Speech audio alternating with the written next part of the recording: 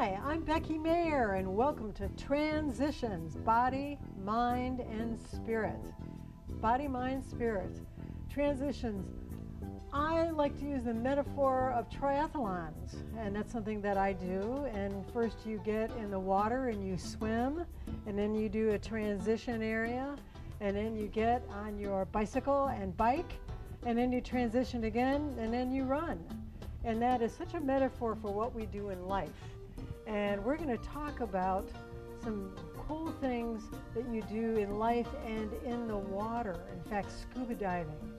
And I just recently was on a trip to Fiji, scuba diving, and met two wonderful men who are going to tell us about their adventures in the water.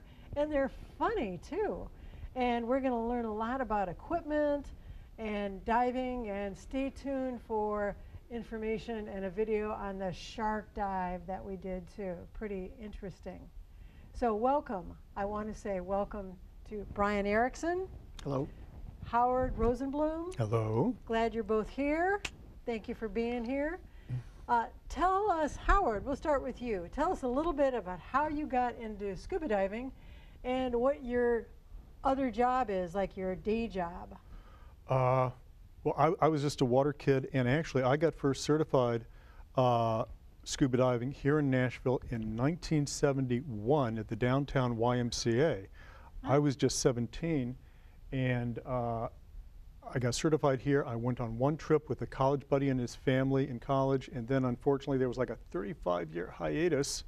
35 years? Yes, okay. While I was going through school and raising a family and waiting for my kids to get old enough that maybe they would do this with me.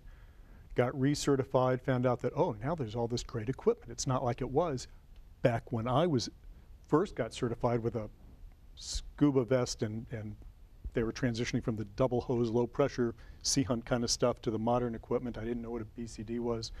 But, so I got recertified about 8 years ago. And, okay. You know, I wish I could do it every day. My day job, I'm an ophthalmologist. I'm an eye surgeon over at St. Thomas, and then I just wait until I can go on the next trip. All right. And Brian?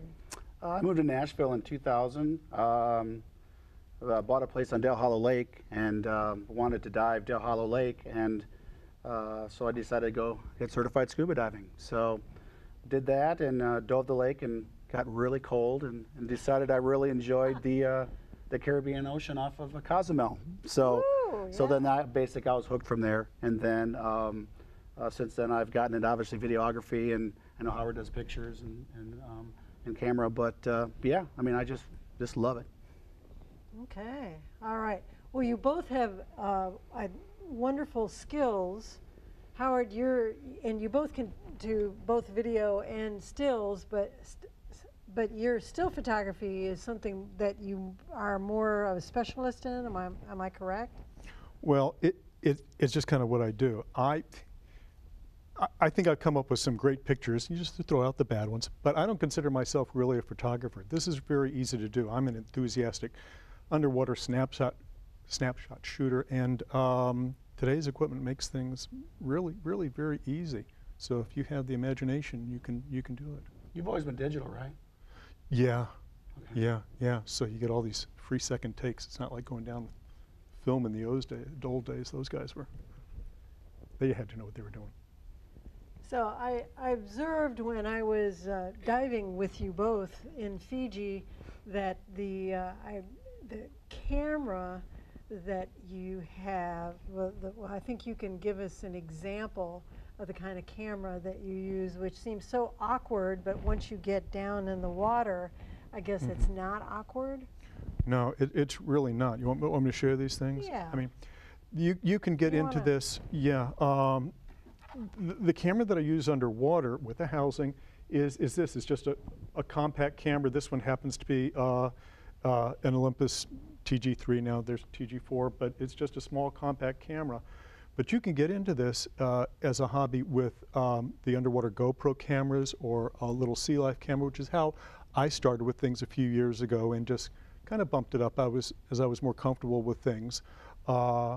And a setup like this is probably kind of mid-range. You can probably spend many times more than I spent on this. But this just takes fantastic pictures. This camera, although it's waterproof, it doesn't go deep enough for when you're diving. So the camera, which doesn't need to be a waterproof camera, just has to be matched to an underwater housing, which is what this is. This camera goes into the underwater housing so that I can take this, I mean, the limits of recreational diving about 130 feet, but this should be waterproofed about 150. So you put the camera in here, make sure things are sealed up, and when this is fairly heavy, but when you go underwater, it's fairly neutrally buoyant. Things are pretty weightless. You know, some systems you can add floats to make sure they're weightless, but it's very easy to handle underwater, even though it feels like it's very heavy right here. What's that big lens on the front of that? The two things that I've added that make a big difference in underwater photography, one is the big fisheye lens or wide-angle lens. And you don't need to have this, but where it really helps in my pictures is not only do you get a very wide angle of view if you want it, but a wide-angle lens allows you to get very, very close to your subjects, which is important because lighting in underwater photography is very important. The strobe adds a lot. Colors fade out as you go down in the water. Even once you're down beyond 15, 20 feet, first the reds start to go, and then the other wavelengths, just like the Roy G. Biv in the rainbow, and they fade out and things look black. If you weren't, or blue, because blue penetrates. I mean, if you take the flash picture, you can see that something that looked black underwater was actually a bright red. If you went down there with a flashlight or a torch, you know, you could see these colors, but you may not realize how brilliant the colors are. You don't need all this if you're going to take pictures on a sunny day in 15 feet of water. But if you're going down and you want to restore the colors that are down there, you need this. Getting back to the lens, the purpose of this lens is that you can get very close to your subjects because your flash will really only go about 6 feet or so, and then it starts to fade out. So if you want color, you have to be really close to your subjects, and that's what this lens allows you to do. I know you sent us 30-some pictures that are brilliant that we'll be showing off and on during the show, and the colors are just unbelievable. But that you're saying it's because, too, that you have the right lighting for it. Yeah. If it's in shallow water and you're snorkeling, you're going to see all these colors. But if you go scuba diving, you're not going to realize all those colors are there until you put a light on them. Mm-hmm, mm-hmm. And then, Brian, it seems that your forte has come into really being an expert videographer. Now, tell us how that came all about. Well, when I was diving, I I kind of found out that little ADD setting in there, and I find that if I keep myself busy, I enjoy it more and I remember it more. So, but from an equipment standpoint, video, it's really evolved into something very similar to what Howard's using. My system is almost identical to his. It's a high-end point-and-shoot camera that does video, and so the only difference is I tend to film as things keep moving. So you're more at a wider angle and you're kind of seeing the world swim by.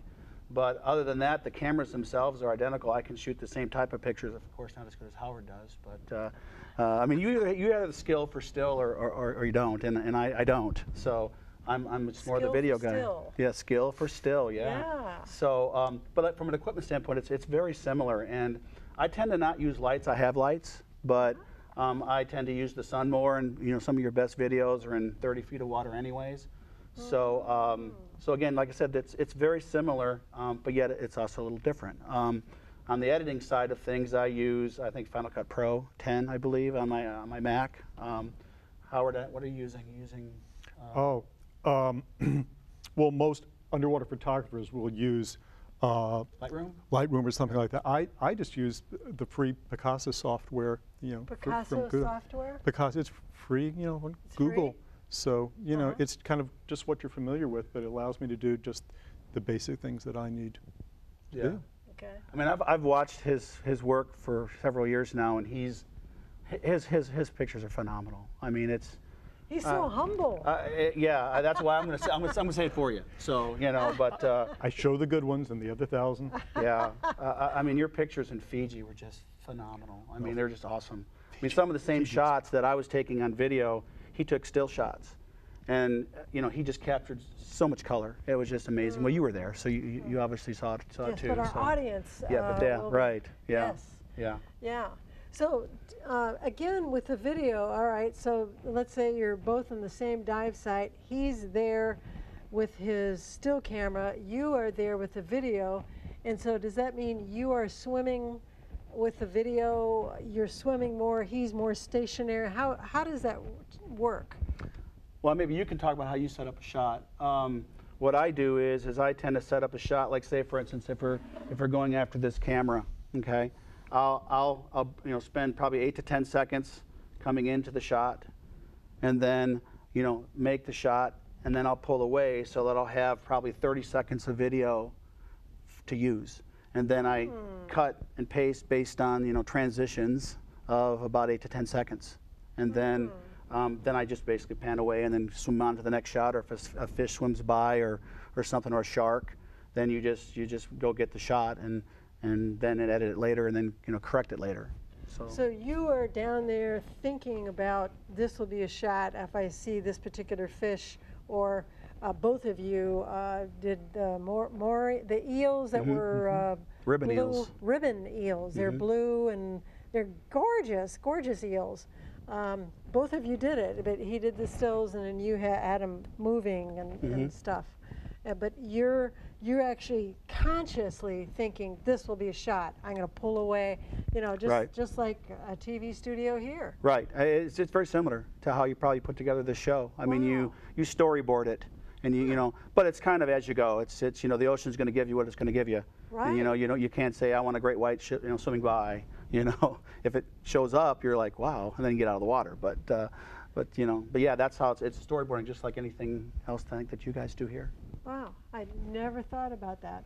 So, like in Fiji, when there'd be something particularly interesting for you, you would hurry up and get there and maybe chase the turtle, or.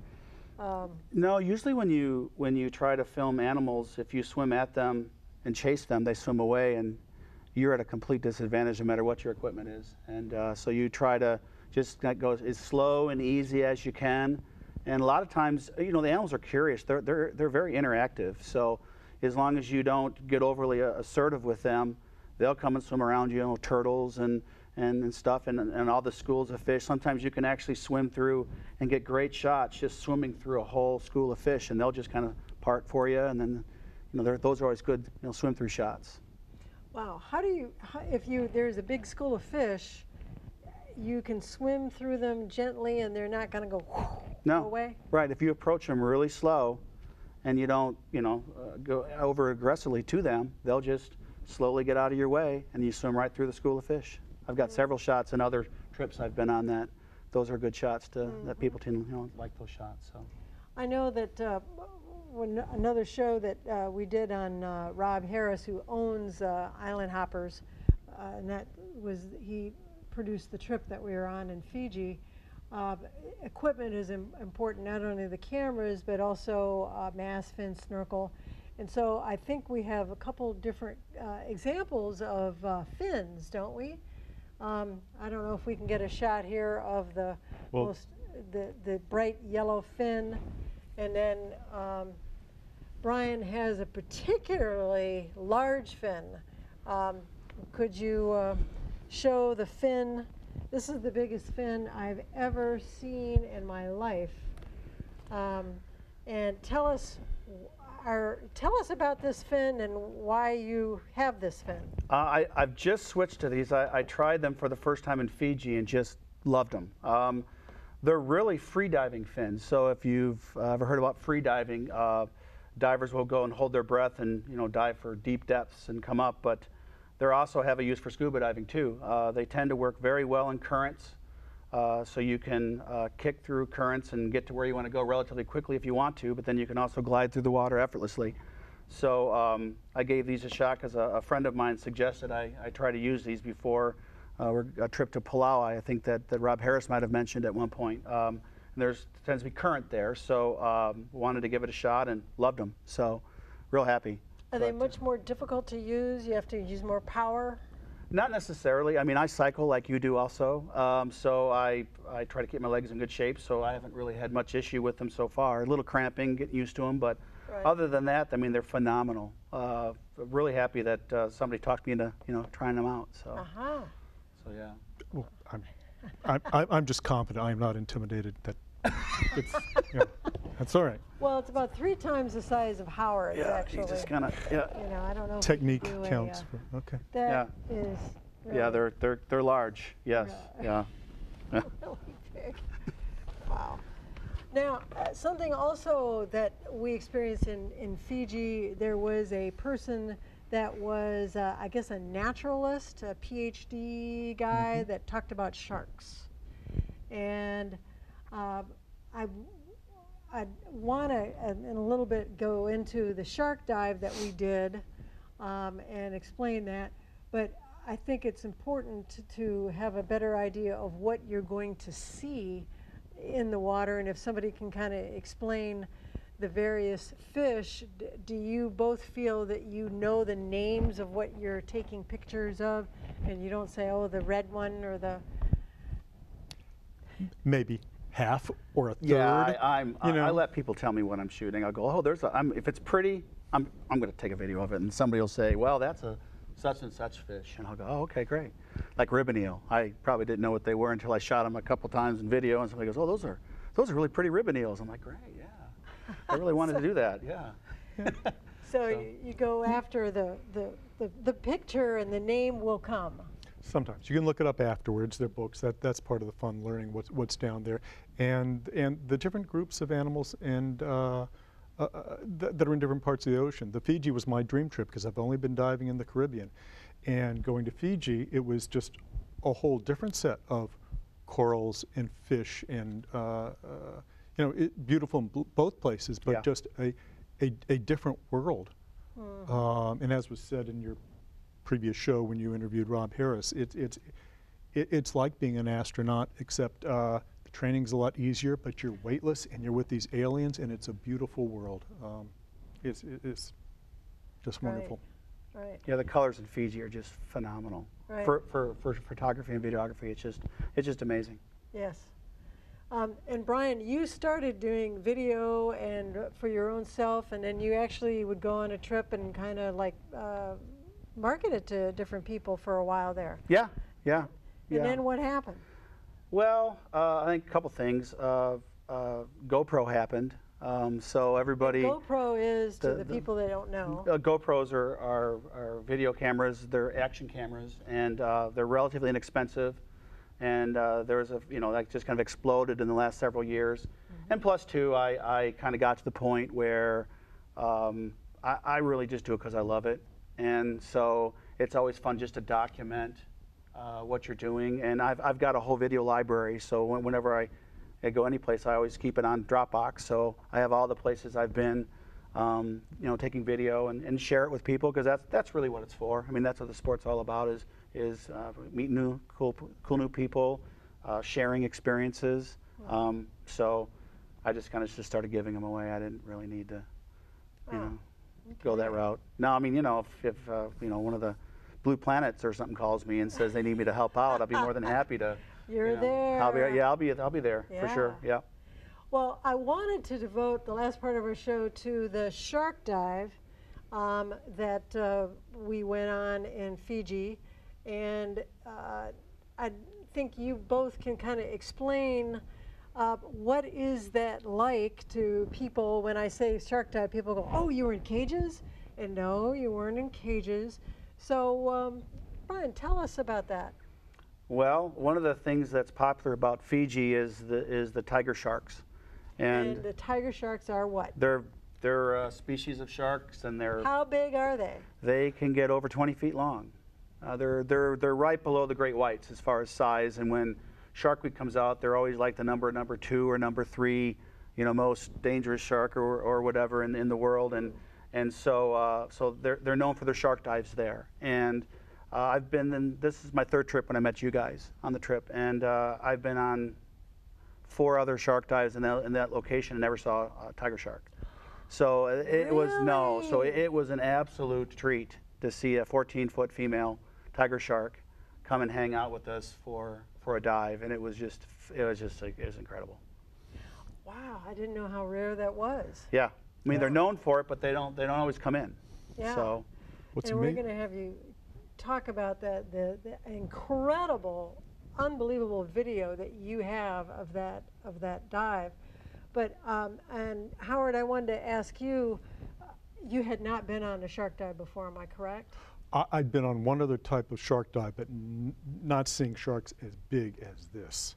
Okay. Because I mean, even when you talk about 14 feet, that may sound big, but it doesn't give you the idea of the girth of this animal. It is a massive, confident being. So for the people who have never have no idea what we're talking about, maybe you can kind of give a short explanation. What are you doing? I mean, are you well, as a diver, on this dive, on a shark dive, what are you doing? How is it set up? I place my faith in the hands of the dive masters who are used to these sharks and this population of sharks, and tell me that I am going to return from this trip. And so that calms me down, and it was just very exciting. It was really impressive that they had a marine biologist there, which was that says a lot for them, that they're looking out for the best interest of the sharks. And again, you know, sharks are not mindless eating beasts. They're very intelligent. Well, people don't know. No, they don't, and that's why one of the things I want to make sure from the video perspective when your folks see the video is there's a particular shot that's set up towards the beginning of the video where the tiger shark shows itself, and it was just huge.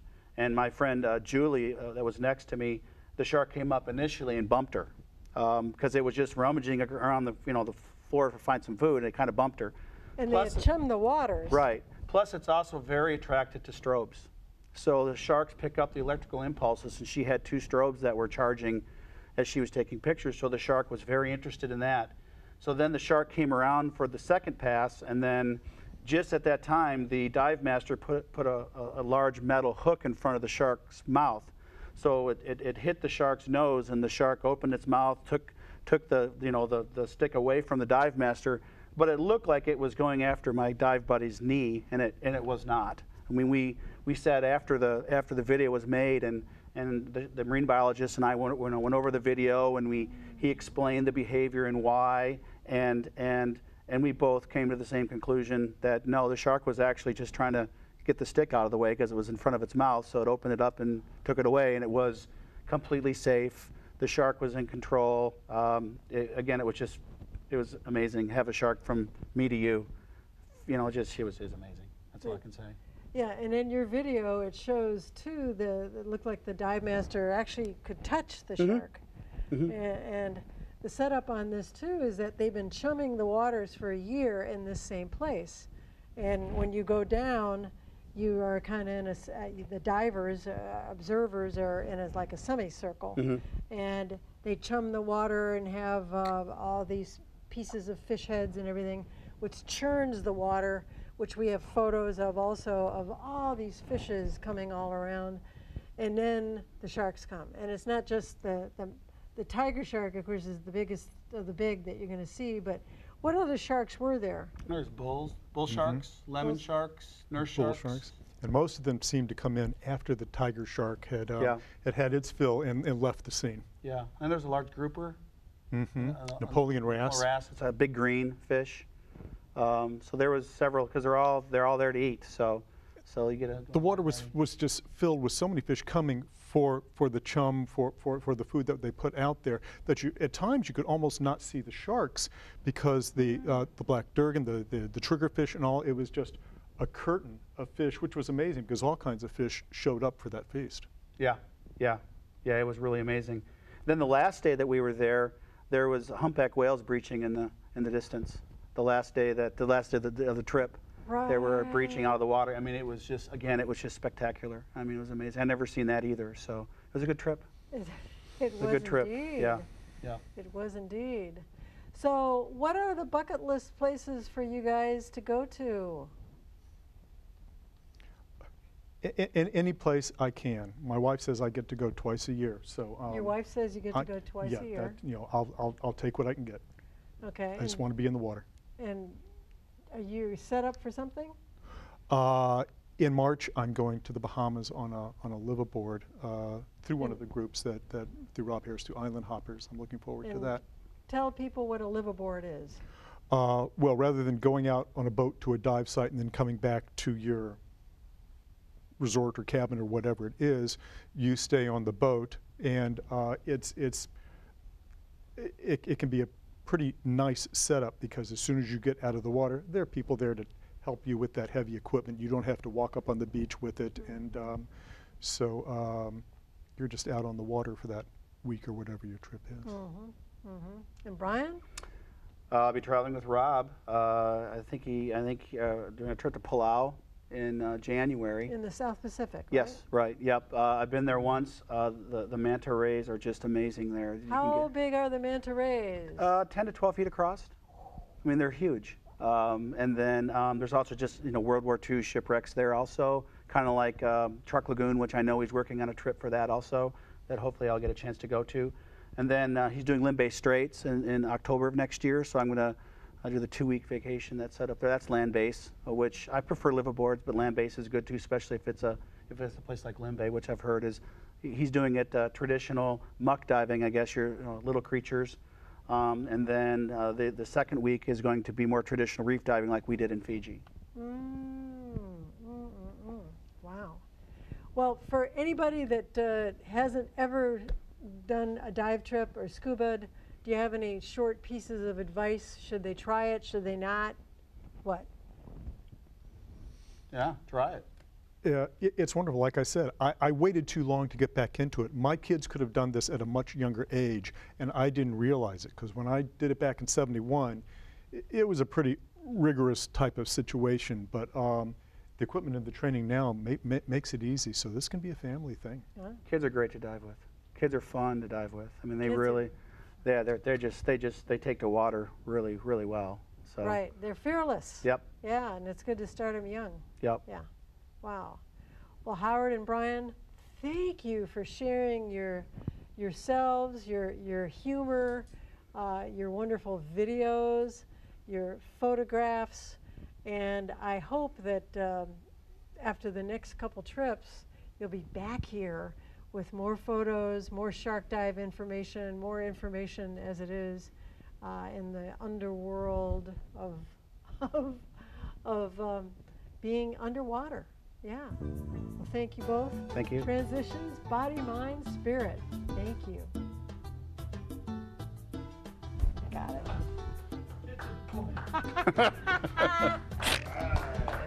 I tried to keep my hands still. Didn't do so good though. I had. Let's do another take. Another take, yeah, do another take, yeah. So, how'd you like that?